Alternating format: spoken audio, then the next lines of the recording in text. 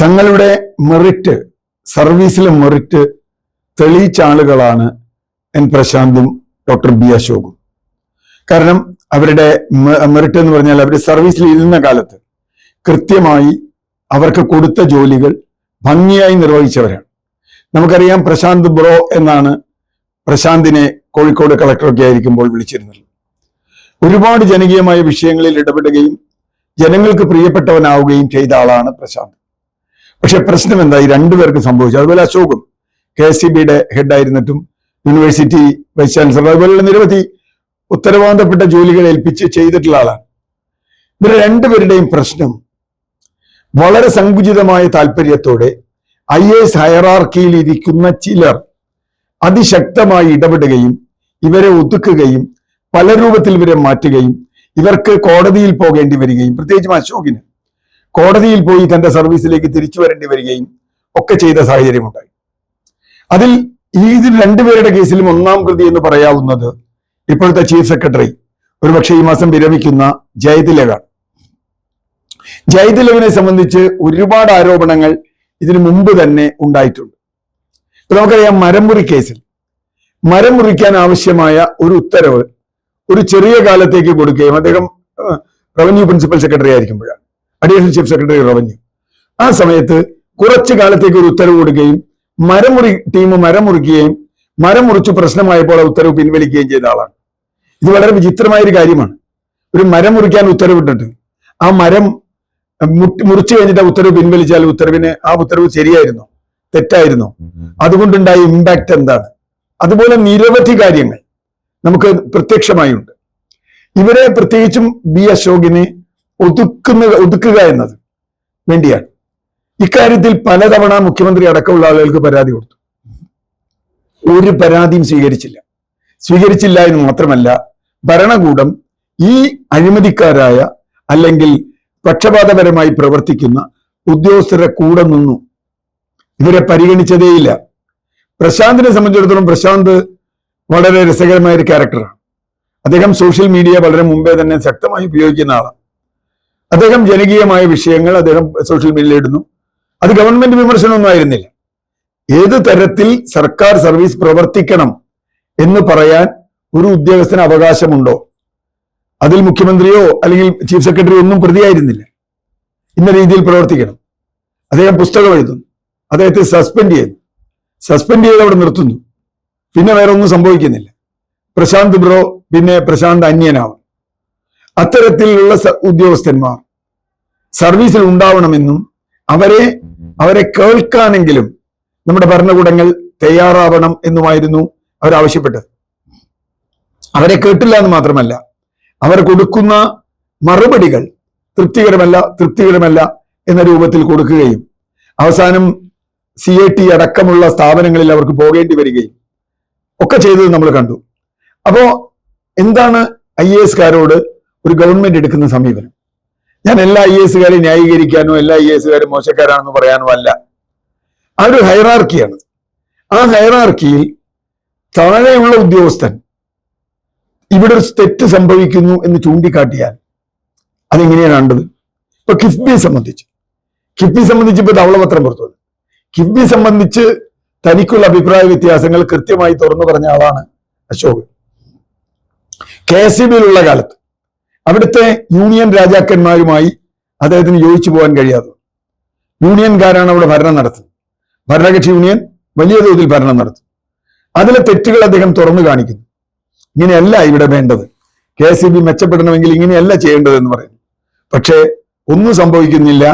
അവിടെ വളരെ കൃത്യമായും അവരെ അവഗണിക്കുന്നു. ഒടുവിൽ സർവീസ് ചട്ടപ്രകാരം ഇവർ സസ്പെൻഡ് ചെയ്യുന്നു. സർവീസ് ചട്ടപ്രകാരം സസ്പെൻഡ് ചെയ്യുന്നതിന് ചില റൂൾസും റെഗുലേഷൻസും ഒക്കെ ഉണ്ട്. സസ്പെൻഷൻ ഒരു ശിക്ഷയല്ല. പ്രശാന്ത് ഒരിക്കൽ പറഞ്ഞത് വളരെ രസകരമായിരുന്നു. എന്നെ സസ്പെൻഡ് ചെയ്ത് കഴിഞ്ഞാൽ എനിക്ക് ശമ്പളം കിട്ടിയാൽ ഞാൻ എൻ്റെ എഴുത്ത് സുഖമായി തുടരാലോ എന്ന്.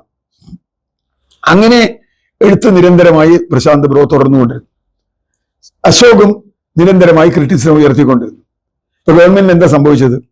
പിണറായി ഗവൺമെന്റിനെതിരായി വലിയൊരു ജനവികാരം കേരളത്തിൽ ആകെ അലയടിച്ചു.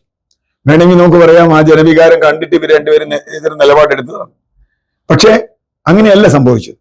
ഈ രണ്ടുപേരും പറഞ്ഞ കാര്യങ്ങൾക്ക് ഒരു മറുപടി പോലും ഭരണകൂടത്തിന്റെ ഭാഗത്തുനിന്ന് ചീഫ് സെക്രട്ടറി മുതൽ ചീഫ് മിനിസ്റ്റർ വരെ ആരുടെ ഭാഗത്തുനിന്നും കൊടുത്തില്ല.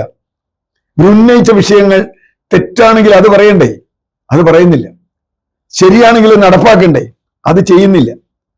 അപ്പൊ എന്താണ് സ്വതന്ത്ര ചിന്താശക്തിയുള്ള അല്ലെങ്കിൽ ഭരണശേഷിയുള്ള അല്ലെങ്കിൽ കാര്യവിവരശേഷിയുള്ള ഒരു ഉദ്യോഗസ്ഥന് സർവീസിൽ തുടരാൻ പാടില്ല. നിങ്ങൾ അടിമകളായിരിക്കണം. നിങ്ങൾ അടിമകളായിരിക്കണം എന്നുള്ളത് ബ്രിട്ടീഷ് സംവിധാനമാണ്. ഇപ്പോഴുള്ള സംവിധാനം അതല്ല. ഇത് ജനാധിപത്യത്തിന്റെ സംവിധാനമാണ്. പരസ്പരം ആശയവിനിമയത്തിന് സാധ്യതകൾ ഉണ്ടാവണം. ഞാൻ വ്യക്തിപരമായ വിമർശനങ്ങളെ കുറിച്ചല്ല. വ്യക്തിപരമായി ആരെങ്കിലും തരത്തിൽ വിമർശിക്കുന്നതും വിമർശിക്കാതിരിക്കുന്നതും ഒക്കെ വേറെ പ്രശ്നം. പക്ഷെ ഒരു സിസ്റ്റത്തിലെ തകരാറ്, നമ്മളെപ്പോഴും അങ്ങനെയാണല്ലോ പറയാം, ഒരു സിസ്റ്റത്തിൽ തകരാറുണ്ട്, ഇത് മുമ്പോട്ട് പോകുമ്പോൾ പ്രശ്നത്തിലാകും എന്ന് ഒരു IAS ഉദ്യോഗസ്ഥൻ പറഞ്ഞാൽ അത് ശ്രദ്ധിക്കാൻ ആരാ ഉള്ള ഇവിടെ? ആരുമില്ല. അതിന്റെ ദുരന്തമാണ് ഈ കഴിഞ്ഞ 5 വർഷത്തെ പിണറായി വിജയന്റെ ഭരണത്തിന് സംഭവിച്ചത്. ഇവരെ ശ്രദ്ധിച്ചിരുന്നുവെങ്കിൽ തീർച്ചയായും ഇവര് കുറെ കൂടി മെച്ചപ്പെട്ട ഒരു ഭരണം ആ ഗവൺമെന്റിന് കാഴ്ചവെക്കാൻ കഴിയുമായിരുന്നു. പക്ഷെ അത് സാധിച്ചില്ല. ഇനിയിപ്പോൾ ഇവരെ തിരിച്ചെടുക്കുമെന്ന് നമ്മൾ ഏതാണ്ട് ഉറപ്പിച്ച കാര്യമാണ്. കാരണം ഈ രണ്ടുപേരും കഴിവുള്ള ഉദ്യോഗസ്ഥരാണ്. ഏത് സർക്കാരിനും വിജയിക്കണമെങ്കിൽ അവരുടെ കൂടെയുള്ള ഉദ്യോഗസ്ഥർ കഴിവുള്ളവരും സത്യസന്ധതയുള്ളവരും പ്രതിബദ്ധതയുള്ളവരുമാകണം. 3 കാര്യം വേണം. ജനങ്ങളോട് പ്രതിബദ്ധത വേണം. രാഷ്ട്രീയ പ്രതിബദ്ധത വേണമെന്ന് ഞാൻ പറയുന്നില്ല, കാരണം ഗവൺമെന്റ് ഇടയ്ക്കിടയ്ക്ക് മാറും. പക്ഷേ സത്യസന്ധമായ പ്രതിബദ്ധത വേണം. ആ പ്രതിബദ്ധത ഉണ്ടാകുന്ന ആളുകളായിരുന്നോ ഇവർ? ഈ ചോദ്യം വളരെ പ്രസക്തമാണ്. ഇവർക്ക് പ്രതിബദ്ധത ഉണ്ടായിരുന്നു എന്ന കാര്യത്തിൽ ഒരു തർക്കവുമില്ല. വിമർശനം ഉന്നയിക്കുമ്പോൾ ആളെ പുറത്താക്കുന്ന MN വിജയൻ മാഷ് പറഞ്ഞ വളരെ പ്രസിദ്ധമായ കമന്റ് ഉണ്ടല്ലോ, ചോദ്യം ചോദിച്ച കുട്ടിയെ ക്ലാസ്സിൽ നിന്ന് പുറത്താക്കിയാലും ചോദ്യം അവിടെ കാണില്ലേ? കുട്ടിയെ വേണി നമുക്ക് പുറത്താക്കാം. അപ്പോൾ N പ്രശാന്തും അതുപോലെ ഡോക്ടർ അശോകും ഉന്നയിച്ച വിഷയങ്ങൾ അവിടെ ഇപ്പോഴും നിലനിൽക്കുന്നു. അത് പരിഹരിക്കാൻ അവർക്ക് കഴിയുമോ? അവരുടെ നിർദ്ദേശങ്ങൾ ഗവൺമെന്റ് സന്തോഷത്തോടെ സ്വീകരിക്കുമോ? ഇപ്പൊ ചീഫ് സെക്രട്ടറി ഇനി അവിടെ കടിച്ചു തൂങ്ങിയിരിക്കുന്നതിൽ ഒരു കഥയില്ല. കാരണം അദ്ദേഹം സസ്പെൻഡ് ചെയ്ത ആളുകളൊക്കെ തിരിച്ചു വരിക. ചീഫ് സെക്രട്ടറിക്ക് ഈ മാസം അവസാനം വരെയാണ്. അയാൾ തന്നെ വളരെ വിചിത്രമാണ്. അയാള് ഗവൺമെന്റ് വരുന്നതിന് മുമ്പ് തന്നെ തന്റെ റിട്ടയർമെന്റ് ആനുകൂല്യങ്ങളൊക്കെ എഴുതി വാങ്ങിച്ചു. ഇനിയിപ്പോ പുതിയ ഗവൺമെന്റ് ഒന്നും കൊടുത്തില്ലെങ്കിൽ വെച്ചിട്ട് യഥാർത്ഥത്തിൽ അദ്ദേഹത്തിന്റെ ആനുകൂല്യങ്ങൾ കൊടുക്കാൻ പാടില്ല. കാരണം മുട്ടിൽ മരമുറി കേസിൽ യഥാർത്ഥ പ്രധാന പ്രതി ഡോക്ടർ ജയതിലകാണ്. അയാൾ എന്തിനാ ഉത്തരവിറക്കിയെന്ന് ആരോടെങ്കിലും പറഞ്ഞു? ആരെങ്കിലും ചോദിച്ചോ? അപ്പൊ തന്നിഷ്ടം പോലെ ചെയ്യാനും വലിയ തോതിൽ പൊതുമുതൽ കൊള്ളയടിക്കാനും കൂട്ടുനിന്ന ഒരു ഉദ്യോഗസ്ഥൻ അങ്ങനെ ചെയ്യുന്നു എന്ന് പറഞ്ഞവരെ പുറത്താക്കുകയും അയാൾ ഇപ്പോഴും അവിടെ ഇരിക്കുകയാണ്. ഞാൻ പറയുന്നത് അദ്ദേഹത്തിന് സ്വല്പം നാണോ മാനോ ഒക്കെ ഉണ്ടെങ്കിൽ ഇവരെ തിരിച്ചെടുക്കുന്ന അന്ന് റിസൈൻ ചെയ്തു പോകണം അദ്ദേഹത്തിന് ബുദ്ധി. കാരണം അദ്ദേഹം എടുത്ത വളരെ മോശപ്പെട്ടൊരു തീരുമാനം സർക്കാർ തിരുത്തിയിരിക്കുന്നു. തീർച്ചയായും ഈ ഉദ്യോഗസ്ഥർ നന്നായി സർക്കാരിനെ സേവിക്കുമെന്ന് പ്രതീക്ഷിക്കാം. സ്വതന്ത്ര നിലപാടുകൾ ഉണ്ടെങ്കിൽ അത് ആദ്യം അകത്ത് പറയണം. അത് പറഞ്ഞ് നടപ്പായില്ലെങ്കിലേ പബ്ലിക്കായി പറയേണ്ടു എന്ന ചോദ്യമുണ്ട്. അകത്ത് പറഞ്ഞാലും പുറത്തു പറഞ്ഞാലും ഒന്നും കേൾക്കാത്ത ഒരു മോണോലോഗ് സർക്കാരായിരുന്നു പിണറായിയുടേത് എന്ന് ഇന്ന് നമുക്ക് മനസ്സിലാവുന്നുണ്ട്. CPIക്ക് പോലും CPI പറയുന്നത് പോലും അവിടെ ചെയ്യാൻ തയ്യാറാവുന്നില്ല.